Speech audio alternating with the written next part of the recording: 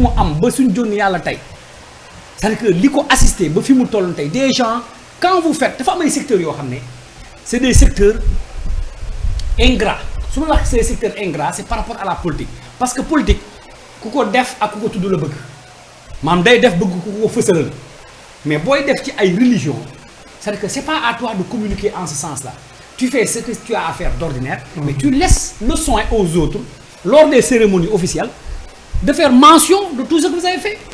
Je vous donne l'exemple au GR général. Mais le gouvernement s'est déployé, je ne sais pas de quelle occasion, mais le gouvernement en réalité s'est déployé. Ils ont assisté.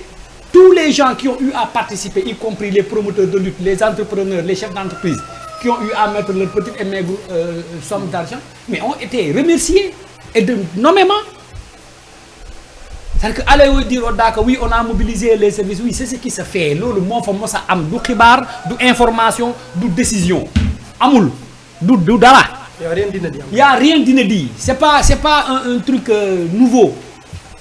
Y a rien à ça c'est qu'il faut qu'ils arrêtent de palabrer qu'ils aillent travailler c'est mieux vraiment boo poussé xottu almet sax ne pousse naa xottu almet bale mbedd maire yi ñaata ci ñu ngi bale mbedd bale yi. ñaata years maire ñu ngi bale mbedd yi. je me rappelle encore en 2000 vers les 2008 7 8 comme ça on avait un programme ci benn groupe bu ma doon militer. groupe bi ci la njëkk a gis ay transformation. maanaam ñuy transformer. yii nii ñuy xew ñu ne Sénégal daf cee dem am raaya 2007 2008 xoolal ñuy defar ay kii nii ay saabu nii. liquide savon liquide nu ñu koy defaree nii produit yeeg matière yeeg nu ñu koy def transformation def ko ci ay bouteille eau de javel ay fruits et légumes yi nii les transformants c'est depuis moment boobu on avait initié et les nettoyages de rue. Les gens avaient décidé de le faire les mercredis. Nous, on l'a poussé au dimanche ou au samedi. C'était samedi, après on a poussé encore au dimanche pour permettre à beaucoup de gens qui travaillent de participer.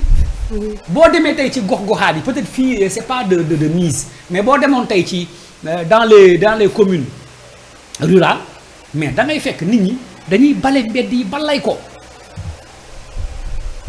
mi ngi loolu c'est fait c'est pas nécessaire qu'au sommet de l'État qu'on ne trouve aucune autre activité de mobiliser toute la République pour aller planter un arbre ou aller bale benn canal wala après jóg dem après fu muy mujjee.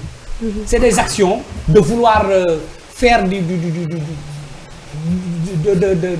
enfin je sais même pas un truc semblant de faire alors qu'en réalité vous ne faites absolument rien ou ce que vous ne faites pas n'est vraiment pas efficient et depuis l'avènement de ce régime-là à peu près je vais dire à des exceptions près mais li ñu habituel ñoom mooy façon boobu quoi c'est-à-dire que ils font beaucoup de tintamarre beaucoup de bruit mais en réalité sans en définitive sans réel objectif à la fin amul njëriñ amul njeexital du ci bale ba muy xew kañ la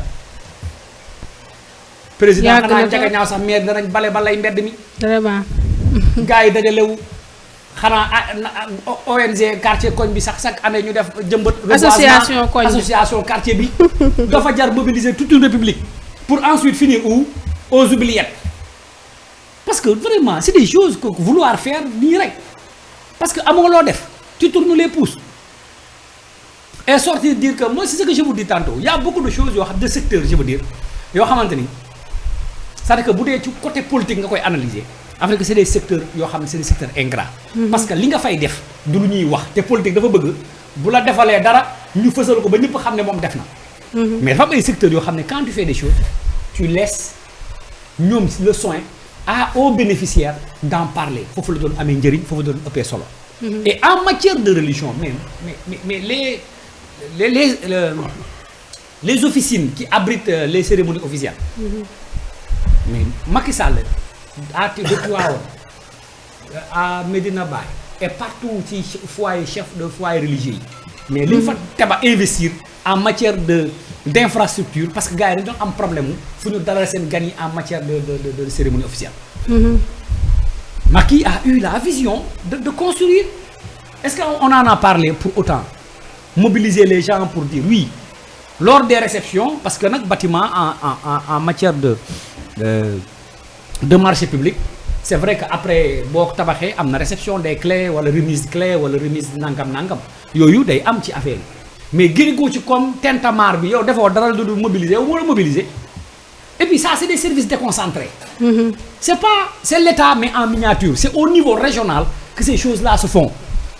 C'est-à-dire que le gouvernement il mobilise et les acteurs locaux ñoom ñooy daje ñu organiser jàpp CLD bi benn jour toog xëltu càmbar lan mooy war ci bis bi lii ak lii la ñu jël ay mesures en ce sens-là ku ci nekk ñu dénk la li ñu la war a dénk ak li ñuy xaar ci yow soo demee tu restitues ngeen organiser wu le jour ou la veille ngeen ñëw. Événement religieux dans le Sénégal c'est comme ça c'est pas un truc nouveau. D'aller dire que oui, on a pris les mesures nécessaires pour le DAC de 2025, on a mobilisé les services techniques, des appellations qui sortent peut-être de l'ordinaire, mais en réalité, ce qu'on va dire, c'est que l'événement, le préfet est là ou le sous-préfet.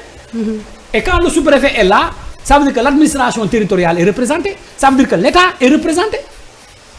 Moi, je pour mobiliser la police ou la gendarmerie c'est selon position xew-xew fu muy amee ci àll bi la wala ci pas àll bi maa koy au niveau territorial au niveau de la commune ak yooyu loolu kese la amul leneen. Diaw pas vraiment. ba pour man c'est amul daal loo xamante ne man jàngat ba amul lu ma ci mën a jàngat lu am la lu naturel la c'est normal comme rek baraam jànkatu ci kër gi moo tàmm di togg añ togg na tey ceeb. c'est quoi y a pas de faute man je vois pas. nga génn na togg naa añ. waaw alors. lu yàgg yow ñu fi jaar yëpp togg nañ añ yow sax yaa fi daan togg añ yi. maanaam comme kër rek kër goo xamante ne chaque jour dañuy añ chaque jour dañuy togg añ chaque jour. chaque jour dañuy togg añ nga kaay leen xool togg naa añ tey. te yow rek chaque jour nga bëgg ko def information bëgg ko par exemple. ah oui pour que ça crée débat togg naa añ.